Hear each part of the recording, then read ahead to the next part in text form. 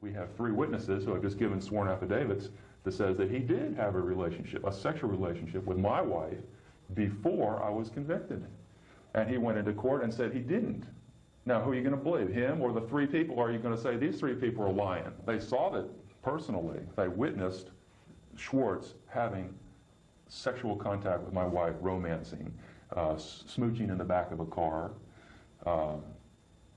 My sister and William Lane saw it approximately the same day, and then David Rogers saw it on a separate day. I suppose Schwartz was thinking in terms of, well, this is 20 years ago, nobody's going to want to get involved in this anyway, and I'll just lie and get out of it. But 3 people actually have given the affidavits.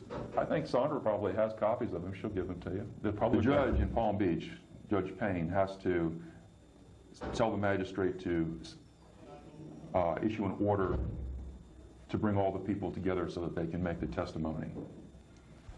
See, when Schwartz went down there, when we went down there last year at this time, Schwartz said, no, I never had a relationship with this man's wife until after he was in prison, which was a lie, all right?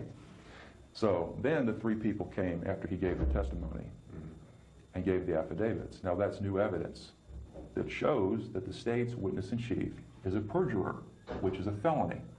So Schwartz has committed a felony before the United States District Court. So it's just not a question of a civil matter, it's a question of a criminal matter. And we have filed with the United States Attorney's Office in Miami, that's Dexter Langton, a criminal complaint against Schwartz. And they have taken this and they are doing their own investigation at this time. Has Schwartz, an officer of the court, committed perjury? And according to the 3 affidavits, that is legally sufficient to prove the perjury. You need, in Florida law, you need 2 affidavits to prove a perjury. You just can't come in and say the man's lying.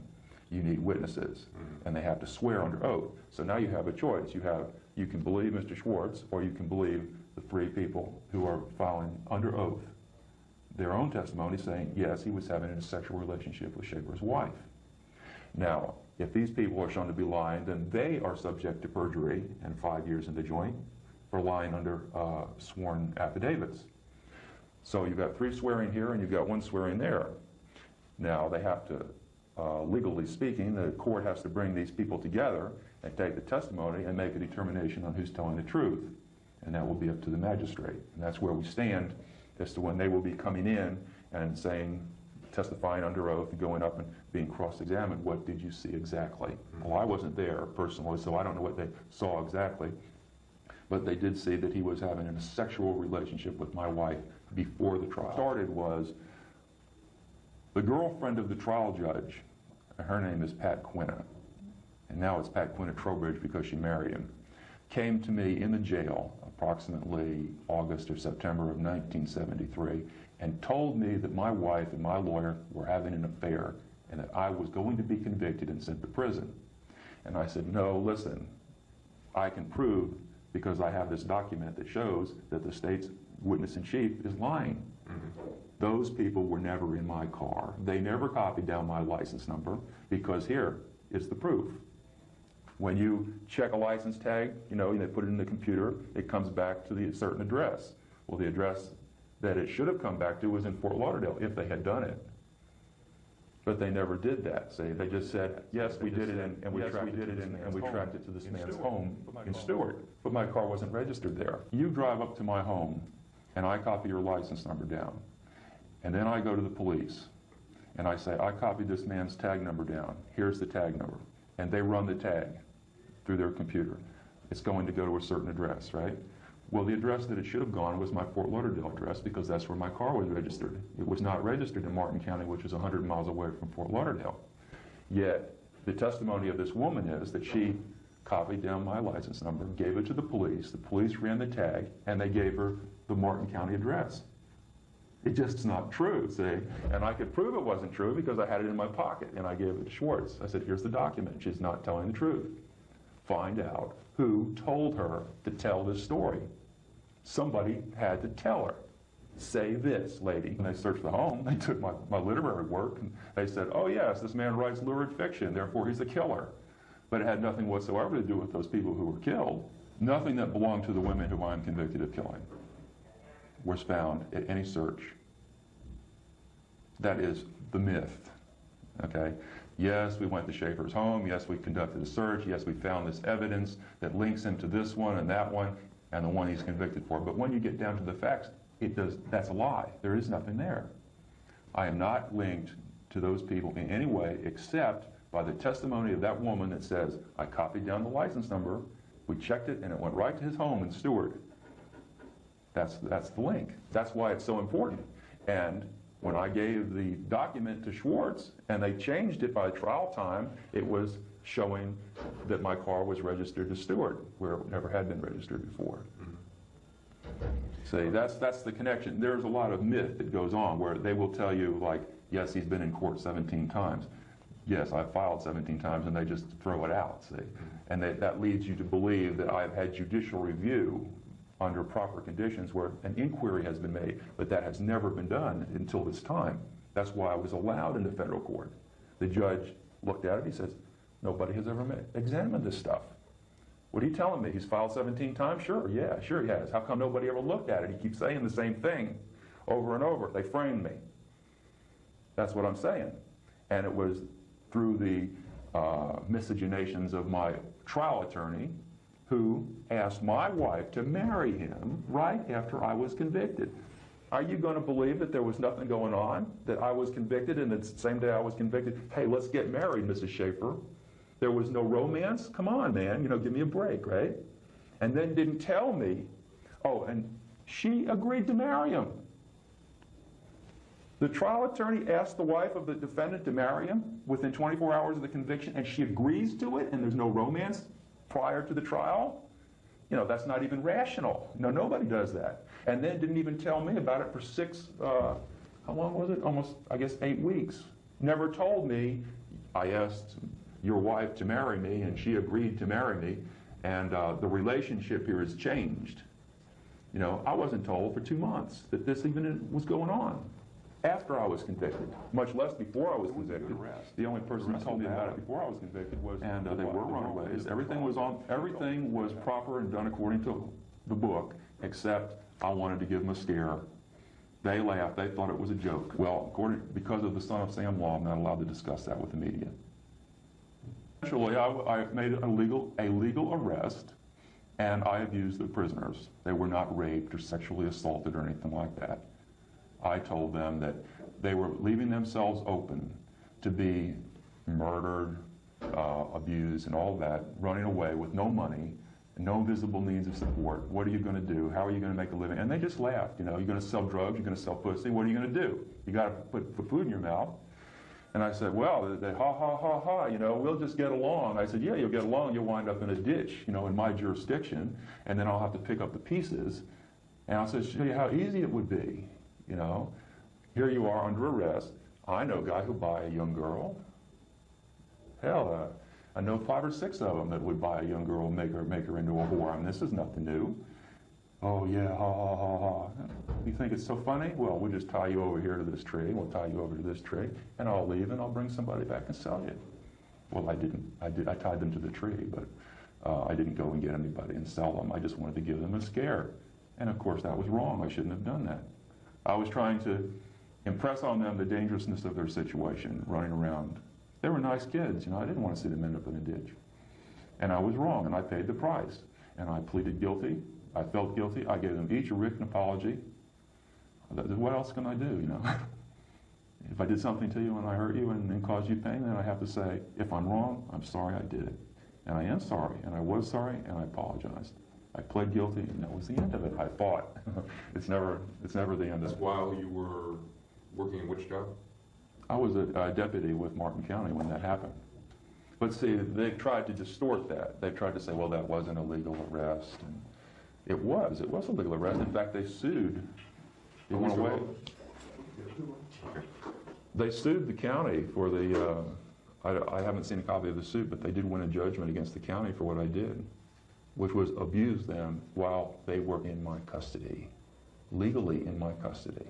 Not I picked them up and drove them to a remote area and tried to rape them or anything like that often gets distorted, No, because I had a responsibility to make sure that they were safe and taken to the jail and processed properly and returned to their parents. And when I made the arrest, it was my responsibility to make sure from point A to point B to the jail and nothing in between. And I fucked it up. I blew it. You know, it happens, right? And because of that, I suffered enormously. I lost my career, went to jail, got a felony on my record, but there was no evil intent. The intent was to impress on them that they could end up dead, which was true.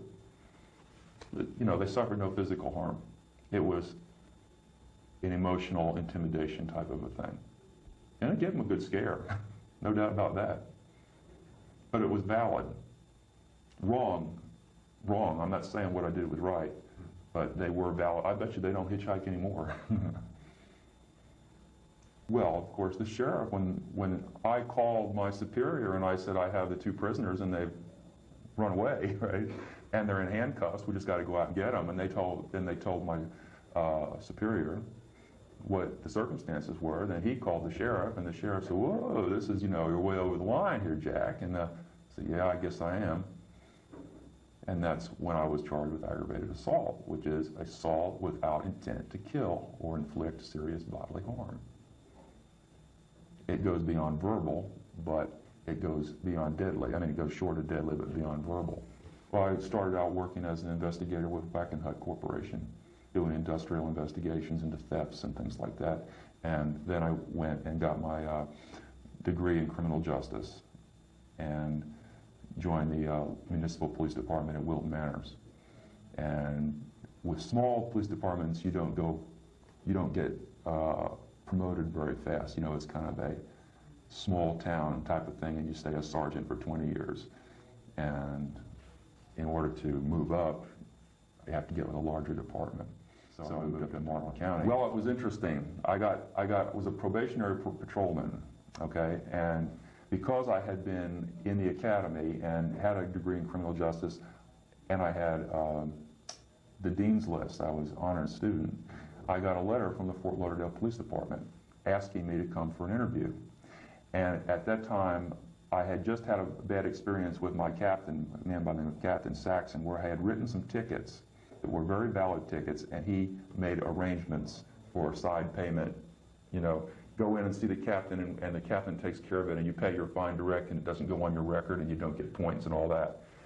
And this pissed me off because this one particular one was a woman who worked in the courthouse, and she had almost caused an accident, and she deserved to get a ticket. And because she worked in the courthouse and she knew the captain, everything was cooled. And shortly after that, I got a letter from Fort Lauderdale Police Department asking me to come for an interview. Better pay, better advancement. You know, what they're doing is stealing from the small departments. And I went and I saw Captain Sherlock. And Sherlock says, "Well, you work over with Bernard Scott." He says, "I know Bernie, and why do you want to leave there?" I said, "Well, I didn't want to leave there until just recently. I got your letter, and this is what happened with Captain Saxon." And I told him, I said, "I feel this is wrong. I don't want to be involved with a department that goes in for this sort of thing, even though we all know they do it. I'd rather not be involved in this." And he called Scott on the phone, told me what I told him. And because I was a probationary patrolman, Scott said, "Well, you're not working out here. We'll just get rid of you now. You don't want to play games with the big boys. You know, you don't have a proper understanding of police work and all that." So it wasn't anything that I did overtly. It was just trying to get around becoming involved in small town corruption. And it's the kind of thing that goes on in Georgia a lot, I imagine, with the speed traps and all that, where you go through a little town and they give you a ticket and you go in and you see the chief and you pay in cash and you're on your way. That happens in Georgia, I understand, a lot. It's Florida too. Martin County was a situation where my wife's brother was with the Highway Patrol, and the sheriff of Martin County, a man by the name of Baker, had been removed from office by the governor. Well, they had an opening up there because they fired about half the deputies for corruption, along with the sheriff and all his gang, right? And the governor appointed a new man by the name of Crowder as the sheriff, and he had a desperate need for people. And Henry Dean said, "Well, my brother-in-law just left Wilton Manors, you know, he didn't want to get involved in this corruption. Why don't you go up and hire on with Martin County. So my wife got a transfer her job with Florida Power and Light, and I went up and got the job. My psychological, I'm perfectly healthy, mentally healthy, and normal in every way.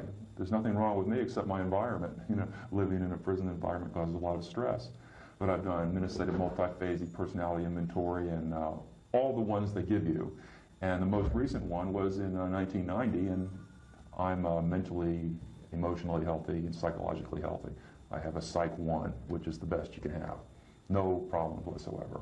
And haven't had any since I've been in.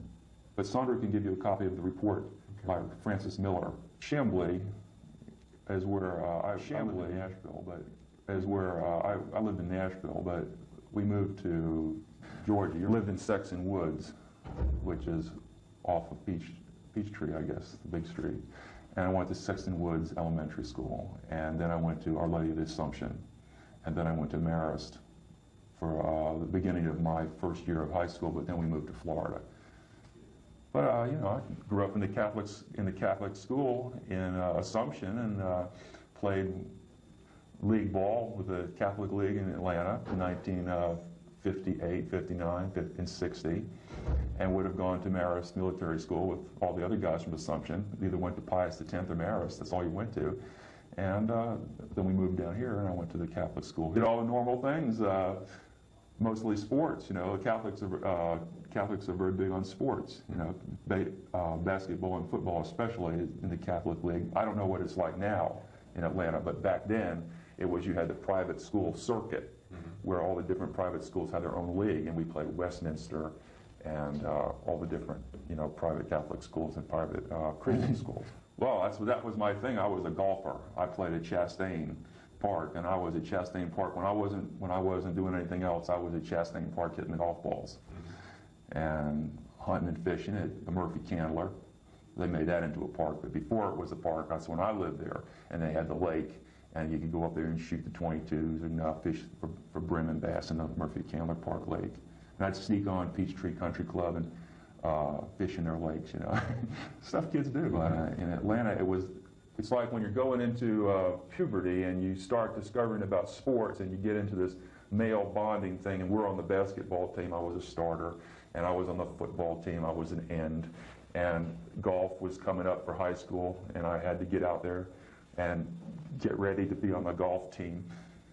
You know, and Atlanta had a good golf program. Junior golf has always been big in Atlanta. My father worked for Kimberly-Clark Corporation, paper manufacturer. He was a salesman for them, and everything was fine. Well, Sexton Woods is not like a low-class area, you know. My dad was a good salesman, one of their best. I'm the eldest brother, and I have a younger brother. Family of 3, mom and dad and the dogs. Get to know the family. Went to work, 9 to 5, working for Kimberly-Clark in downtown Atlanta, and occasionally being on the road, you know, as sales meetings and that. And, you know, going to Catholic school and coming home and doing your homework and doing sports, going up to the lake. What's the big lake? No, I didn't have an abused childhood or anything like that. Regularly good childhood. I didn't even know what marijuana was until I got into university. My parents were very strict, straight-up Catholics. I mean, Catholic school, Mass every morning, Mass on the weekends. You go to Sunday church, you don't do anything before you go to church. You know, straight-up Catholics. They were Catholics before they got married as Catholics, and they raised as Catholics. And you know, Catholics see everything sort of like black and white. The sin is over here, and the correctness is over here, and there's no gray area in between. That's how Catholics are. And of course, growing up that way, and being in the Catholic elementary school and the Catholic high school, I had a very, very black and white view of the world, what's right and what's wrong. And I didn't learn to equivocate until I got to the university with gray areas. But that's how I was raised. I was raised very strictly in the Catholic Church. In fact, when I came down here, I almost went to the St. John Vianney Seminary and became a priest. I was that close to becoming a priest. Yeah, I had some problems with the Catholic Church's structure. It's too dogmatic, and they don't invite you to question the dogma. And I'm a questioning, sensitive person. I'm a creative person, and I have a good imagination and a good mind, and I want to be able to go to the priest and say, what's the story on this? You know, virgin birth, right? How do you explain this? What's the story? Give me some books to read about this. And they don't want to hear it. They, woo, you know. Okay. And that's how come I didn't go. I went to, had golf age 12 and 13 and 14, that age right in there, 11 to 14. The first kiss was at a high school dance in Fort Lauderdale. I remember it very well, out underneath the ficus tree. I can even tell you what she was wearing. It was lovely. She was one of the girls at the Catholic school. But as far as, you know, having sex, you know, there was none of this sexual stuff like that goes on in the schools today. And everybody's, you know, wearing little brief costumes and everything. You didn't see that back in 1961 and 62. Hey, good experiences. I went, in fact, when Kathy Wrightson, the first kiss, I went steady with her all the way through high school. So until I was out of high school, I only dated one girl. Well, the regular petting that anybody does when you're in high school, you know, okay. Kissing and petting. But as far as sexual intercourse, no, not in high school. That's telling tales out of school, isn't it? That wouldn't be very nice to put somebody's name like that into like that. Who was sexually repressed and could not enjoy a normal, intimate relationship. Okay. But you know, that's how people are, and especially in some girls that are brought up in very strict Catholic schools. I found out that are so repressed sexually that they just have to feel as though that they've been forced into it and can't say, they say no and you just have to say yes, you know, and you have to be forceful and persistent, and then they say, oh, I'm overwhelmed, you know, and that's how they rationalize it away. Well, I'm more of a romantic type, and I like moonlight and flowers and romance, and that sort of, this was beyond my experience. I didn't understand it at the time. Later, when I went to the university and I studied abnormal psychology, I began to understand that there are people who are not sexually the way that normal people are. Like I say, normal, I just know how I am. I'm a romantic, but other people aren't. And apparently she needed that kind of forcefulness of personality to make it okay for her. It wasn't like she went home bruised and bleeding or anything like that, you know. It's a scenario, a role playing, I guess is what you call it. And probably what they do with sexual surrogates today, officially, if you've got some problem, they meet you up with somebody and you role play it out. Apparently this is a big business out there. I don't know what they do out there now. I've been in 20 years. Oh, Lee, is she thinking of undressing in front of the window? Well, she was another girl. She went to Stranahan, and I went to St. Thomas, and Stranahan is a secular high school. And she was more liberated, you know, and she got off on doing her little striptease in front of her window at night for myself and Pete Maddock and Topper Keefe and the boys of the neighborhood, right? And she was entertaining. And I always felt that was kind of slutty, you know. So that's not the way that good Catholic girls behave. She wasn't a Catholic girl. She was brought up in a different system, and she was trying to attract male attention. Her name was Lee Hainline. Well, naturally, I get turned on just like everybody else, because mostly it was a group thing. All the guys are over were playing cards or watching TV or whatever, you know. And Lee would say, oh, it's getting about 10 o'clock. Lee'd be up in the window, you know. We'd go out on the yard and watch. You know, I'm not judgmental. I went over to Lee's house and made a move on her. Yeah, well, obviously she was up there dancing around looking for some attention. I think I gave her attention. I went up and she invited me right up to the bedroom. I had a good time with Lee. I was in college when I was with Sunderland. She was in high school, but I was in college. I met her at a high school dance, and I was at the dance with a girl by the name of Dee Cunningham. And I looked over there and I saw Sandra, and she was sitting there, and she looked awfully familiar. And I went up to her and I said, don't I know you from somewhere? It's a great opening line, right? But I just had to do it. I was compelled. I just knew her from somewhere, it seemed like. And she said, no, I don't think so, you know. Well, eventually I found out what her name was. I asked somebody what her name was, that it was Sandy Stewart. And I went home, and I looked in the phone book, and I went down the Stewarts, and I went through every S-T-U-A-R-T trying to find it, and every S-T-E-W-A-R-T trying to find it. And finally I tracked her down. I think I asked one of the guys who went to Stranahan, you know. But I called her up, and I got a date, man. You know, I'm not bashful. If I like them, I'd call them up and say, let's go out. And that's what I did with her. And we hit it off very well, and we went steady for about a year. Lovely relationship. That's right. Around the end of '65, maybe September or so, because she was going off to New College, and I was staying at college where I went here in Florida. New College is on the other side of the state. So we broke it off. No, she was going away to school, and you can't go steady when somebody's in Tampa and you're in Fort Lauderdale. It was very amicable. It's that we had a great time together, and it's time to move on. Complicate things by trying to remain steadies, but there was no animosity or anything like that. I was hurt naturally, because I take a much deeper interest in my relationships. Cindy's she's flighty and superficial in her relationships, and she moves around, bounces around from one to another, whereas I'm a one-man, one-woman type of person, because that's the way that I was raised and trained in the Catholic Church. I always blame it on the Catholic Church, just like Frank Zappa and every other Catholic guy that gets hooked into this one-man relationship. He said, yeah, I've got to blame it on the nuns and the priests, because that's what they taught us. And I was just not taught to be promiscuous. If you had a relationship that was emotional and sexual with somebody, it was a commitment, and you made a commitment to them, and you were their friend and their lover, and promiscuous. If you had a relationship that was emotional and sexual with somebody, it was a commitment, and you made a commitment to them, and you were their friend and their lover, and you didn't stray, Here's what happened. They accused me of killing 34 people in the newspaper, all right? Imagine yourself waking up some morning and seeing your picture on the front page with being accused of 34 murders. It is absolutely devastating. And you're thinking to yourself, is it possible that I could have done this and that I don't know?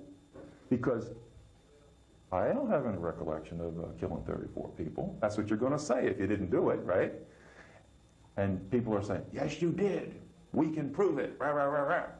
You say, well, I must be crazy because I don't even remember any of that. So that's why Baker acted, that put me up to Chattahoochee to find out if that there was something wrong with my brain, like a lesion or something that caused me to kill people and have a blackout and not remember it, right? This was the whole purpose of going up there. Well, I walked in the door, and I went to see the intake doctor, whoever it was, and he says, oh, you're the guy who killed the 34 women. How do you feel about that? Wow, this isn't a situation where I'm going up to find out. This is a situation where it's going to be an interrogation, and they're going to, whatever I say is, this is not going to be for medical purposes at all. This is like talking to the state attorney's office. The worst thing you could have possibly done was say that, because then I said to myself, well, they want stories? I'll give them stories. Oh, gave them lots of stories. Nothing had to do with any murders. Told them everything I could think of, and went and talked to the bugs on the wing and tried to find some more stories to tell them. I told them all kinds of stories. But nothing that that implicated me in any crimes. I certainly not implicated myself in any murders. But I had the presence of mind to understand what they were up to. And then, the same day, they threw me in solitary confinement, unbelievable filth on the floor, and I was held for 2 weeks in the most incredible dungeon that you had ever imagined, with lunatics, drooling fucking lunatics. Well, I realized later that this was in order to break me down, to destroy me, mentally, to bring me to my knees, and to make me malleable, that I would say and do whatever they wanted me to do. Having been through the system one time, you realize the tricks of their trade that they use to break people. And that's what they were doing to me. They weren't interested in whether I had blackouts. They wanted me to make an inculpatory statement. And I didn't have anything to say. I didn't kill anybody. Especially, and I said, well, who are these 34 people? I said, well, we don't have to give you the names. I said, well, yeah, I think if you're going to accuse me of killing 34 people, I'd like to have some names and some dates and some MOs and things like that. It took me until 1981 to get the names of the people who they thought that I killed. And when I got those names, we finally reduced it. Robert Stone and Lem Brumley. Lem Brumley, who was later arrested as a racketeer for the narcotics, okay, and pled guilty. Stone eventually was confronted by a reporter by the name of Gerard, was supposed to be dead. So she went to Stone, and he reduced it from 34 to 9, okay, and gave her the names. And I went and took those names in those jurisdictions, and I wrote to the police departments or the sheriff's departments in those jurisdictions, and I said, I understand I am the suspect in this crime, and I want to take polygraph, I want to be interviewed, I want the whole 9 yards, I want an attorney, blah, blah, blah. And I went through all 9 of them and ended up getting letters from every one saying that I have cooperated, and that they have given me whatever tests they wanted to give me, and that I am no longer a suspect. And Sandra's got that stuff. I've asked her to give it to people like yourself, where she's got copies of the letters from each state attorney's office clearing me as a suspect because of my cooperation. And the latest one that we did was the FBI. Mr. Hazelwood wrote a letter and said, you are not on our list as being a serial killer. This is Robert Stone and his little cabal down there saying, yeah, that man's a serial killer. Say, yeah, but you've never linked me to a crime scene, Mr. Stone. When am I going to be linked to a crime scene? You can call me whatever you want to call me, but let's see some evidence. Sandra called him on the phone and said, you've accused the man of having sex with corpses. Do you have something to back that up? I was furious, man. Could you imagine a Catholic boy raised in a Catholic school and being accused of having sex with a dead body on the front page of a newspaper? Outrageous. Makes me mad just talking about it. And she says, well, I'll call him and ask him. And she calls him on the phone and says, well, you've accused the man of necrophilia here in this news article. What is your proof? What do you base this on? He says, well, he wrote stories. He's written it all up in fiction. He must be doing it. I said, duh, that's supposed to be the evidence. My book is supposed to be the evidence. Claim. You see, this is Sandra again. Here's what Sandra is interested in: making money. Okay, that's her primary motive in life, is generating money for her. When she wrote to me, she was not interested in me. How are you doing? Gee, it's been a long time. Would you like to get back together again? It's, do you still write those stories? Because I was writing back in 1965. In fact, my instructor in 1965 was Harry. Here I'm telling you the pitch. So when I find out that Sandra wants to make money, I say, yeah, I write it. And boy, do I ever, you know, and killer fiction shows that I'm a writer. All right. And then she says, well, what if, the same question you're giving me, what if you never get out? You know, I said, well, we'll just write up a story like Donald Evans would just say, yeah, everything they said is true. I killed 34. We'll write it up as first person account. I said, boy, you can make a lot of money selling that, and it won't make any difference because I won't be able to get it getting out anyway, see? And that's where that's coming from. All that is a business decision, more or less. There's no evidence I killed anybody. And then she started coming on with this thing from They framed me for murder. Mr. Schwartz framed me to get my wife, and he did this with the assistance of Mr. Stone. And Bruce Colton, who is the state attorney, he is well aware of it. Oh, I was guilty of that. What can I say? You know, I went in. There was no trying to wiggle out of that. I didn't. Just a little bit too many Dirty Harry movies for me. You know, you get to see this stuff on TV, and they do all this weird stuff, and then you do it in real life. It isn't like that at all. Of course, there was a trunk. There was 2 trunks. It was filled up with my literary work, like hundreds and 10 years worth. I was not there, okay? I was not there. I have been told that they have found stuff like this, all right? I have asked Sandra, I said, you go and you see it, eyeball it. I said, because every time that I have asked to see it, nobody knows anything about it, all right? If you're saying that you found this and that in my house, I have a right to see it. Don't I have a right to see it? Produce it. I deny that it exists. I'm not denying they say that they found this stuff, and I'm sure that they found jewelry in my house because they went and they searched my sister's bedroom.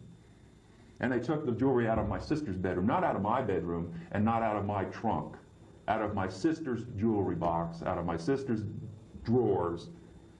my brother's girlfriend, Sandra Moses, they took her clothes and they said, we found the clothes of women.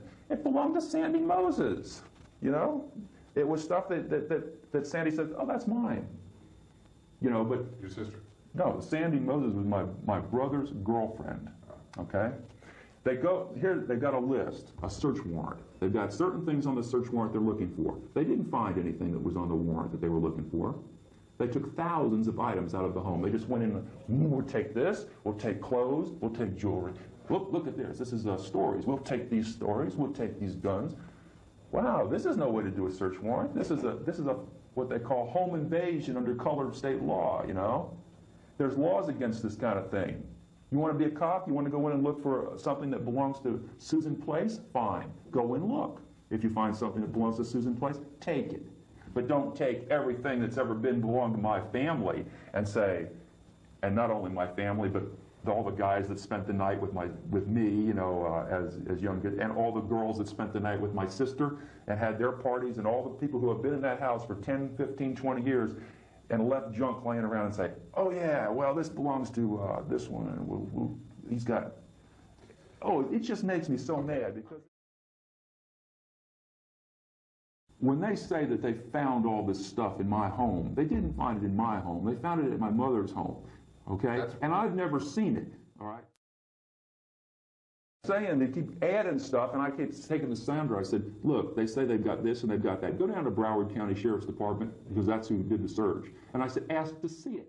I know lots of serial killers in here, and I don't know of any of them that are denying it. The latest one, Donald Evans, he can't shut him up. Evans got bodies all over taking people on tours. Ted Bundy was the same way. The closer he got to the chair, and he wasn't denying it, except officially he was denying it. But when he was talking to people like myself and to psychologists and to writers, he wasn't denying it. He was just saying, hey, I got a thing in court. I can't go ahead and admit this because of my court thing. Jerry Stano was the same way. He took them when he killed 40 women. He took them and showed them the bodies. Bernard Giles, he's another one. He was having sex with the corpses, like Ted Bundy was having sex with the corpses. Caught him with a fucking rotten body right there. He didn't deny anything. He pled guilty. These guys, Otis Toole, I talked to him this morning.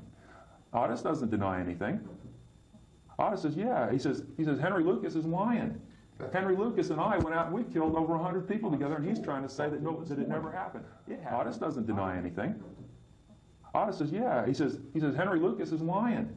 Henry Lucas and I went out and we killed over 100 people together, and he's trying to say that it never happened. It happened. I admit it happened. Be in prison from 27 years old until you're 75 years old and then go on the street, forget it. You know, no, I don't want to deal with the stress. That's my personal, I would not take it. I make a life for myself in here. I do make a life for myself in here. I do the best I can with what I've got. And you're not going to put me back on the street in 2016 because I ain't going. And that's the reality of that. Yeah, big deal. What am I going to do? How am I going to make a living? You know, live under a bridge with the rest of the homeless people? You know, I read the paper. No, not for me. I got a nice little cell. I got a bed. I got coffee. I don't have very many needs. As long as I've got books and I have access to a library, I will be intellectually stimulated. And I don't want to leave. Not at 2016. Now you come in tomorrow and say, hey, I still have a chance at 45 years old to make something out of my life. And I have told those cops and the state attorneys and everybody else, I said, connect me to any crime, any murder, anywhere, and convince me that I'm involved in it, and I'll plead guilty. Just like I pled guilty when I was guilty, I pled guilty. I said, but don't make this shit up and come in here and say, yeah, you're a serial killer, yeah, we suspect this, and yeah, we've got that. And I say, oh, you got that? Show me. And they don't have it. The diary, the great death diary that they said they had. I've sent all kinds of people looking for the diary. It does not exist. It's a figment of Robert Stone's imagination.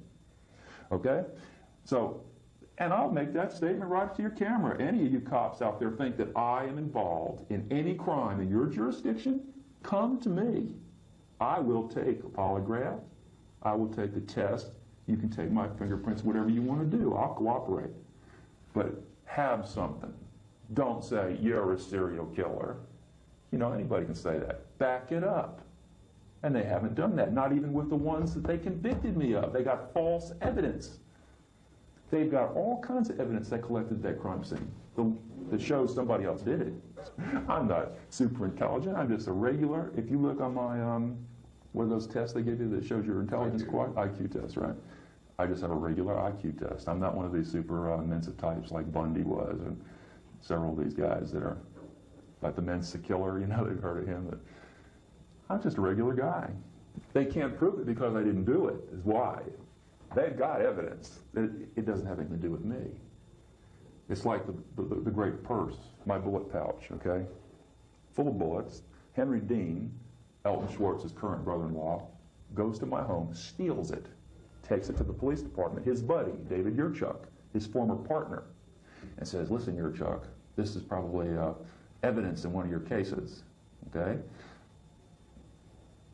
Now I have the receipt where I wrote the letter from Morocco about the purchase, which I didn't have back in '72. So they say, oh, this girl carried her marijuana in this purse. I said, now how? Test it. Open it up, because if you put marijuana in a leather pouch, you're going to have residue, right? You can't put marijuana in a leather pouch and not have residue. They tested it. No residue. No residue. It wasn't hers. It was mine. They stole it out of my house. It's wrong. There's what, 25,000 murders in this country last year, something like that? It's epidemic. It's out of control. You know, that's scary. And it's in here, too. You get murdered in here, too. There's been murders this year right in this building. And just because you're in prison doesn't mean that you're immune from this. This is taking things out of context, all right? This story, this is part of actual fantasies, all right? Now, what this was, when I was in high school, there was a man by the name of Herschel Gordon Lewis who made films, and he made a film called Blood Feast. And I was very taken with Blood Feast. And I thought, it's so campy.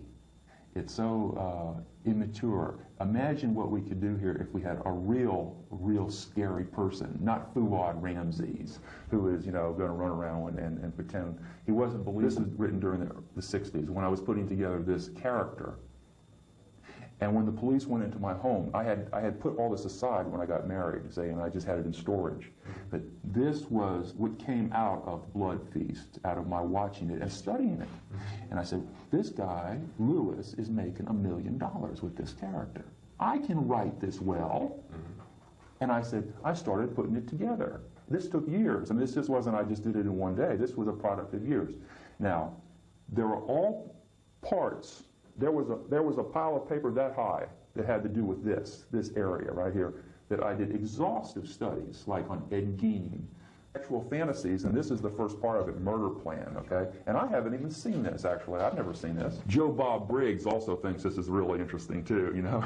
The nationally syndicated columnist that does horror film, no, drive-in, Joe Bob Briggs at the drive-in. You never seen that? Well, you're obviously not into horror. But what I'm telling you is that when you go and take a man's rough drafts, when you do a work, and this was to be a work, the ghoul, the person, all right, is a commodity.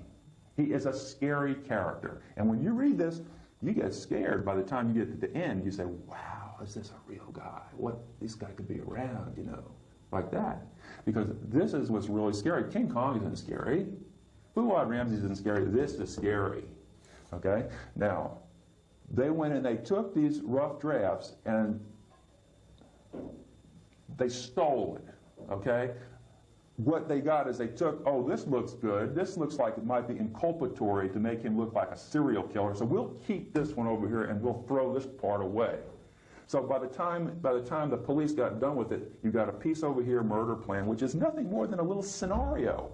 This is just a sketch to build something on. And I'm going to read this, and by the time I get it read and you get it cut, it'll be turning into a confession type of thing, is what it gets turned into. Reading his work in a setting where people understand that this is a reading, like a poetry reading or something. That's one thing, but so many people have said, we think you're a killer because of that graphic stuff that you write. People have said this to me. They said, how can you write this kind of stuff and not be a killer? I said, well, you do it by research, you do it by concentration, you do it by creativity. I said, you do it the same way that everybody else who writes graphic murder stuff does it. You work at it. This isn't just something that happens. This is something that you pay money to go to the university to learn how to do it correctly. I mean, I graduated from Florida Atlantic University, and I took creative writing, and I specialized in short stories. I did not specialize in doing novels or journalism. I specialized in short stories, and these are short stories.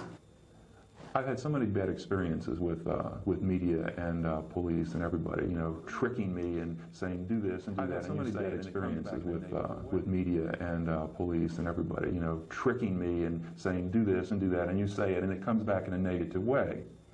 And I hope that by writing killer fiction that it is entertaining. Obviously, it's entertaining. A lot of people buy it. But I dislike it when people say, you created this work, therefore you're a killer, or this proves that what the state is alleging, that you're a serial killer because you are capable of writing that. And that upsets me a great deal when people say that. Any judge or jury in their right mind. The state of Florida has submitted this part right here as proof to the federal judge that I committed those murders. It's in their answer to my habeas corpus. They have put this piece in there and say, look, Judge, this proves he killed them. It has nothing to do with that crime whatsoever. But you see, that is their pitch, because they have nothing else. They have no proof that I did anything. They have this. See? Now, you want me to read it? I'll read it. And I'll just have to trust you to do the right thing.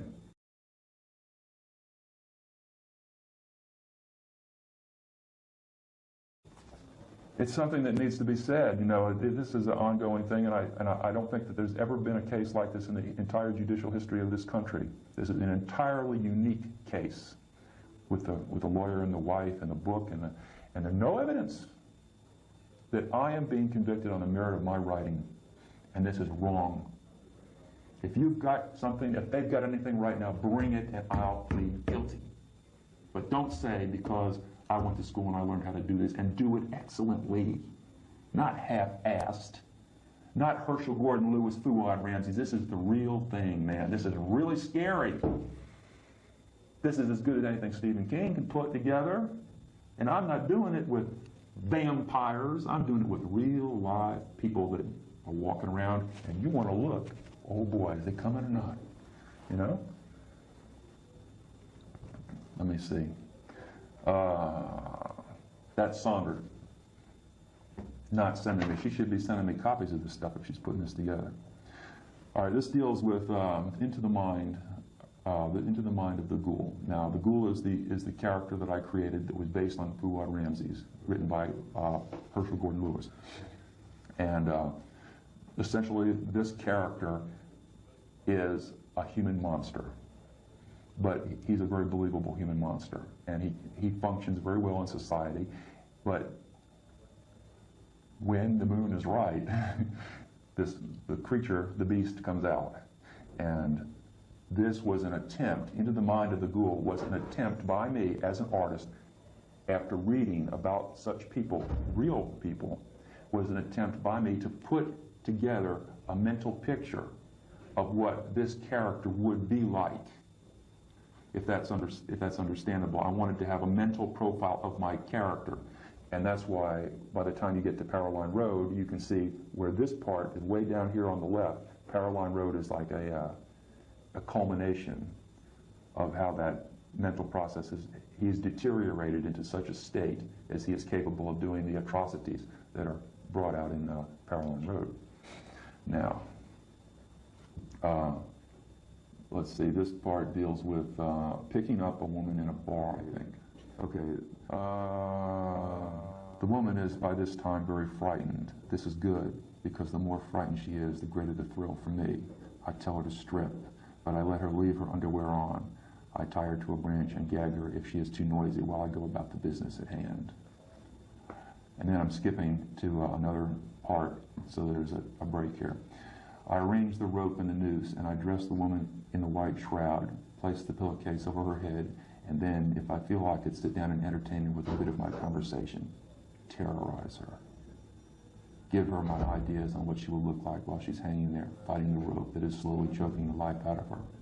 Make it as real as possible for her so that she is petrified with fear.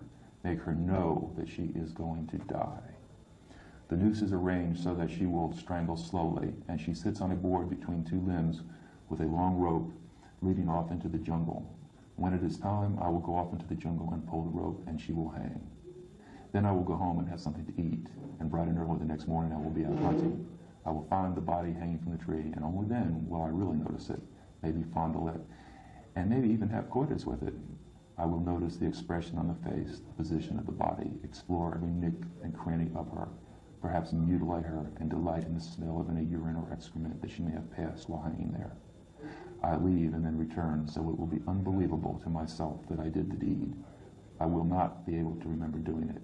Funny, isn't it? The deniability part and all that, which is based on serial killer studies. You can see that I'm putting together a serial killer person from a serial killer profile. It fits perfectly. But all of that is research. I mean, that's going to the library and spending time studying books about criminal mentality. Well, I think it's very valid. What's written is valid. And the more they learn about serial killers, the more they see that this fits a lot of what people do. Especially the part that you mentioned about the deniability, right? This is pure Giles, Bernard Giles, when he would go out and kill them and leave and come back and screw the corpse. I'm sorry that people take it in a way that they feel that this is an expression of reality. This is fiction. This is make-believe. It's designed to scare you. Okay? So I'm sorry that I wrote it and that people have misinterpreted what has been written and trying to say, no, this is not fiction, this is reality. Because it's not reality, it's fiction.